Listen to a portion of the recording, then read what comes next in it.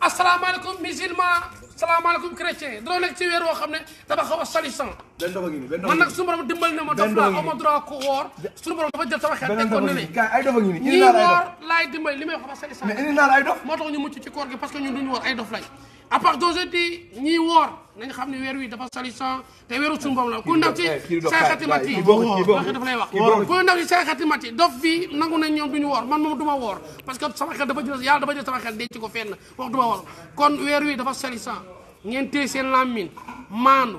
diiñ di julli joxe azaka ku ne diiñ man heureusement ba man jël naa sama volonté parce que dof laa yàlla jël na sama xel teg ko ci kaw man aw ma droit woor man parce que dof pire laa parce que yàlla dafa jël sa xel ñu luñu def dagan na kon à part d'aujourd'hui kul na say xati mat yi kul na say xati mat yi dee am na ngeen woor ci fulla woor ci fayda ngeen xam ne l'islam dafa salissant ngeen woor di julli di joxe azaka téye seen làmmiñ ni maanu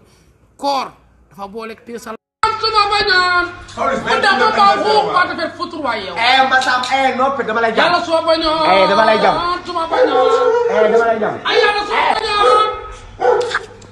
yàlla soo bañoon suma bañoon dama bi nu nekkee ni mu wengee dar bi xoo koy bi sew bu doox noppi bi kët ay yàlla soo bañoon suma yàlla bañoon mu def ba jibi say ni mu joolee yoo laay jaan la yor mooy jibi suma yàlla bañoon jibi bu ma yàlla bañoon bu ma yàlla bañoon